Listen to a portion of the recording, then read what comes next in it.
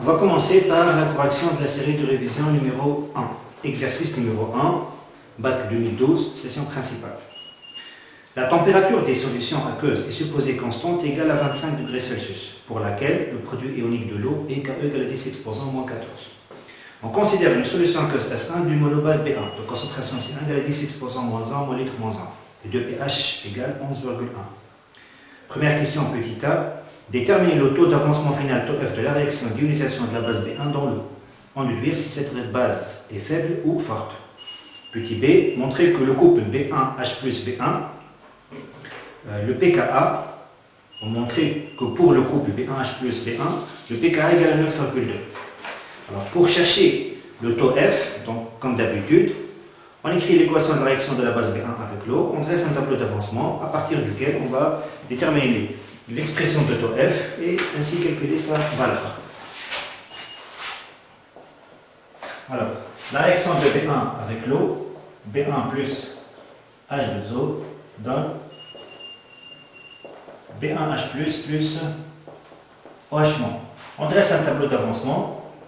AT égale à 0, C1, l'eau est en excès, 0 et 10 exposant moins 7.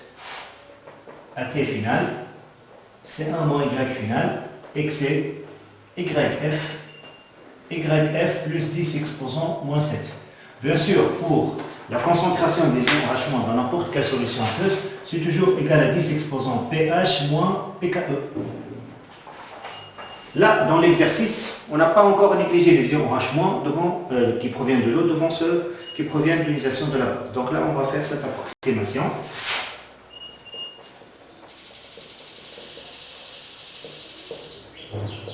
Les ions OH- provenant de l'ionisation propre de l'eau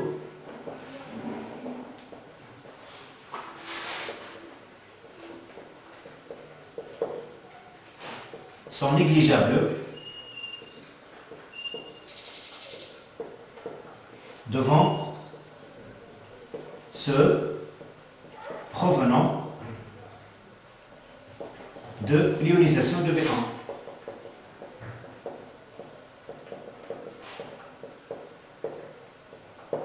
La conséquence de cette approximation, c'est que à l'instant final, la concentration des ions H- qui est égale à 10 exposant pH moins pKe devient égale juste à YF. Donc 10 exposant moins 7 devient négligeable devant YF. Donc AT final, concentration de OH- est égale à YF, qui est égal à 10 exposant pH moins pKe. Le taux F, il vaut YF sur Y max. Par ce travail-là, on vient de déterminer l'expression de YF. Donc il reste Y max, comme d'habitude. Si la réaction est totale,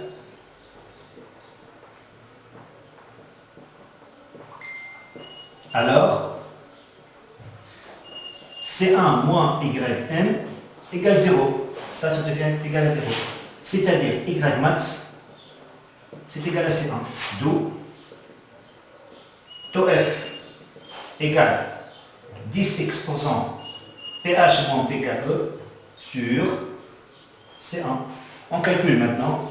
pH c'est 11,1, pKe c'est 14, donc 10 exposant 11,1 moins 14 sur C1 qui est égal à 10 exposant moins 1. Donc ça c'est 10 exposant moins 2,9 sur 10 exposant moins 1, ça donne 10 exposant moins 1,9. Alors cette valeur elle est bien sûr inférieure à 1. Ceci veut dire que la réaction de la base B1 avec l'eau n'est pas totale et par suite la base est bien sûr faible. La base B1 est faible. Montrer que pour le couple B1H plus B1, le pKa est égal à 9,2. Donc là, il faut chercher l'expression de pKa. Petit b.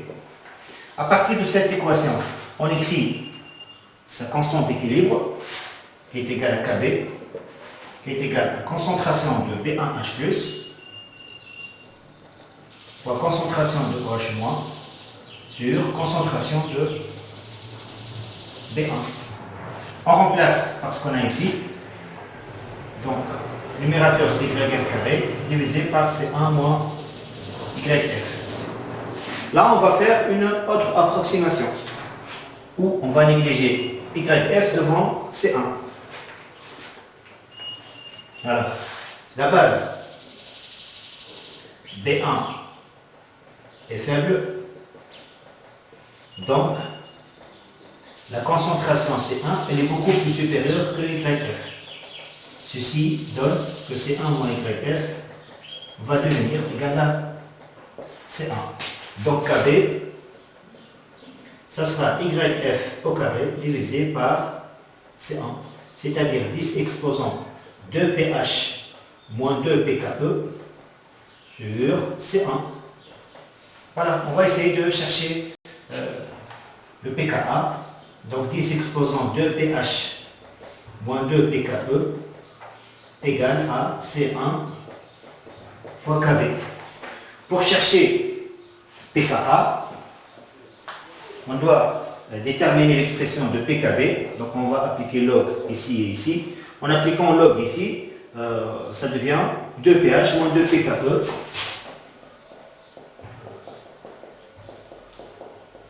qui est égal à log de C1 plus log de KB.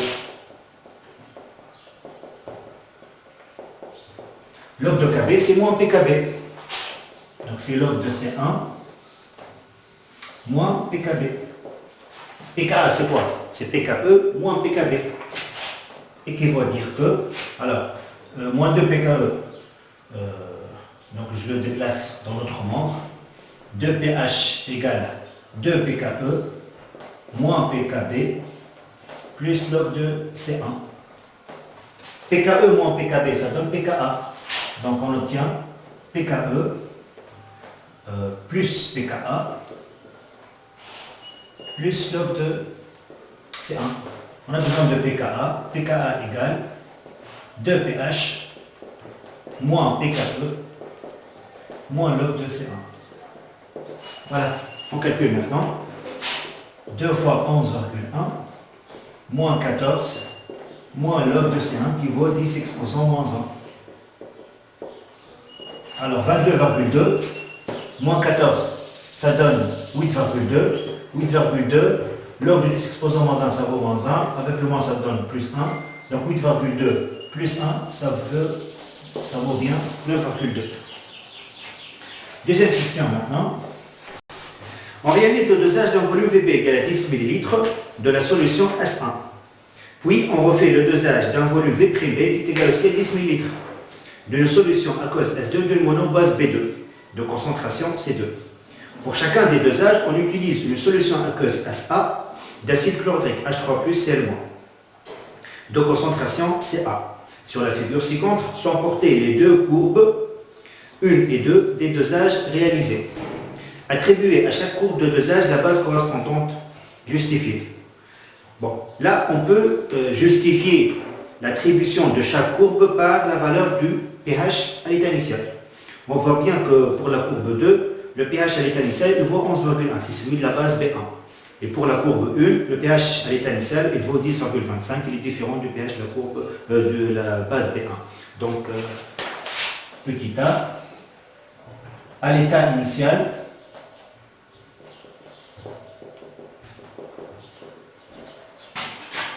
pour la courbe 2, pHI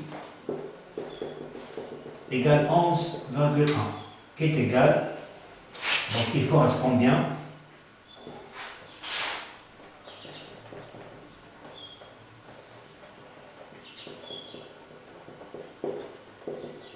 à celui de la base B1. Donc, la courbe 2 correspond au dosage de la base B1 et la courbe 1 correspond au dosage de la base B2. Voilà. On pourrait aussi justifier par le pH à la demi-équivalence, qui est égal au pKa. Donc on voit bien que la courbe 2, à la demi-équivalence, l'équivalence est obtenue pour un volume VA égale à 10 ml, donc demi-équivalence pour 5 ml. Le point I2, qu'on voit bien sur la courbe 2, il correspond à un pH égal à 9,2, qui correspond bien sûr au pKa de la base B1. C'est la valeur qu'on vient de déterminer. Bon, montrer que C2 égale à C1. Alors là, on est parti de deux volumes de base dosés égaux, VB et V'B, qui sont égaux, 10 ml. D'après la courbe, l'équivalence elle est obtenue pour un même volume d'acide ajouté. Et la solution acide dosant, bien sûr, c'est la même. Donc, petit b, à l'équivalence, nombre de moles de l'acide égale nombre de moles de la base. Alors, Ca fois Va, E, égale Cb fois VBE. Et Ca fois VAE égale à C'B fois, ou bien ça c'est C1 et ça c'est C2. Fois VBE, V'Be. Puisque VB ici, puisque VB égale à V'B et VAE est le même pour les deux dosages.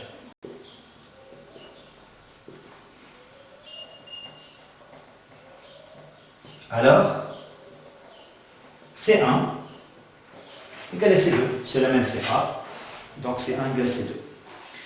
Troisième question, on s'intéresse maintenant au dosage de la solution aqueuse B1, donc la base de départ.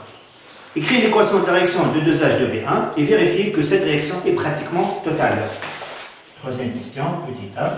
Alors B1, lorsqu'elle réagit avec l'eau, on vient de conformer que c'est une base qui est faible, puisque la valeur de son taux F est inférieure à 1.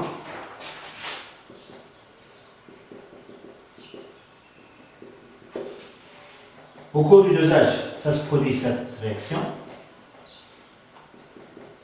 Donc l'équation du dosage, c'est bien la somme de ces deux équations. Donc on simplifie par une molécule d'eau et par les ions OH-. Donc B1 plus H3O plus donne B1H plus H2O. Pour montrer que cette réaction est totale, on n'a qu'à calculer sa constante d'équilibre K.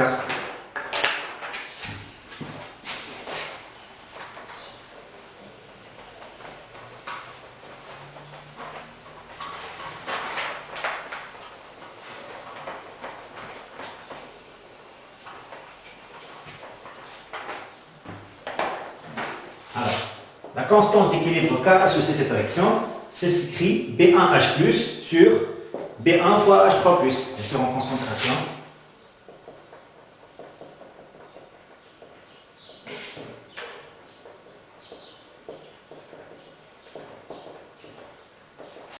Alors si on remarque bien, cette expression, c'est exactement l'inverse de la constante Ka. Donc je peux écrire ici 1 sur Ka. Comme aussi, je peux faire ceci.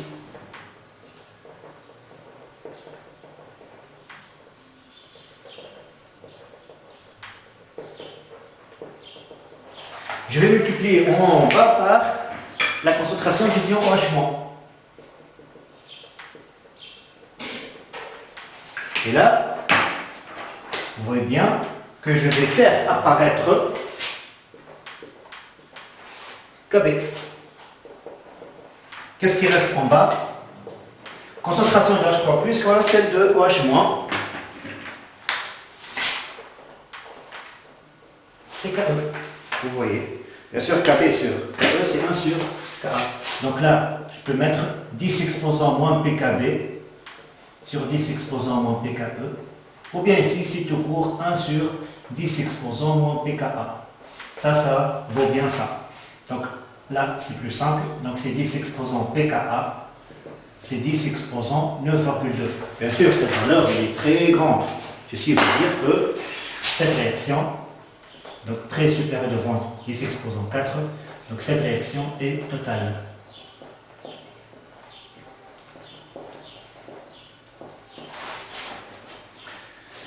Précision en le justifiant si le mélange obtenu à l'équivalence est à caractère acide, basique ou neutre. Petit b. Donc ça c'est la suite de la question A. Le mélange obtenu à l'équivalence, il renferme quoi? À partir de l'équation de dosage, on voit bien qu'à l'équivalence, bien sûr les quantités de B1 et H3+, sont épuisées, donc il n'en reste plus. Il y a les ions B1H+, qui sont des ions acides, c'est l'acide conjugué de la base dosée.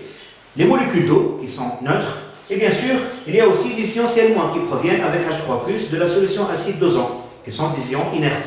Les ions inertes n'ont aucun effet sur le caractère du mélange. Alors ces ions B1H+, qui se sont formés au cours du dosage, c'est eux qui vont donner le caractère acide au mélange à l'équivalence. On peut aussi confirmer ça par la valeur du pH à l'équivalence qui vaut pour la courbe 2, 5,2. Il est en dessous de 7. Donc à l'équivalence, le mélange réactionnel renferme des ions B1H+ acide, en plus des molécules d'eau neutre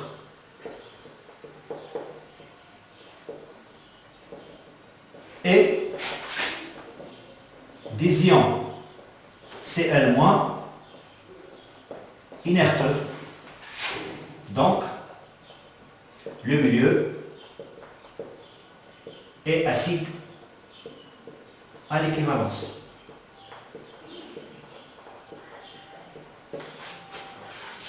Comparer à l'aide de deux méthodes différentes les forces des deux bases B1 et B2.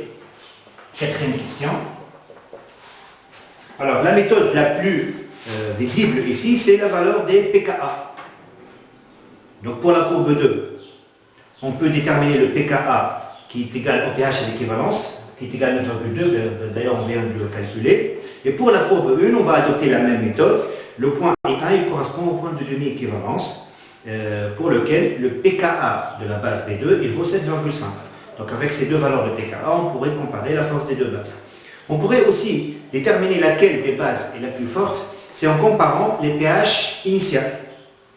Les valeurs des pH initiales, bien sûr, ceci ne peut être fait que si les deux bases ont la même concentration. Et ceci est vérifié, puisque les deux concentrations C1 et C2 sont égales. Donc ces deux méthodes sont valables pour comparer la force des deux bases. Alors, première méthode, la base ayant la valeur de pKa la plus forte et la plus forte.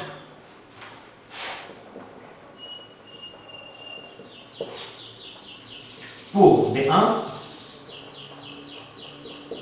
pKa égale à 9,2. Pour B2, pKa égale à pH à la demi-équivalence, qui est égale d'après la courbe 7,5. Donc à partir de là, pKa1 supérieur à pKa2, si vous voulez, B1 est plus forte que B2. Deuxième méthode,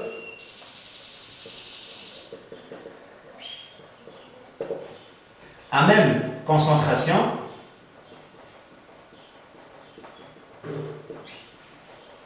la base dont le pH est le plus fort est la plus forte.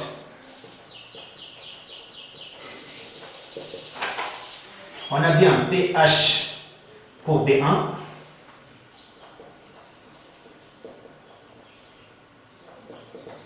pH initial 1 égale à 11,1. Et pour B2, d'après la même courbe bien sûr, pH initial 2, il vaut 10,25. On voit bien aussi que le 11,1 supérieur à 10,25, donc B1 est plus forte que B2. Voilà, ça c'est la correction de l'exercice numéro 1 de la première série.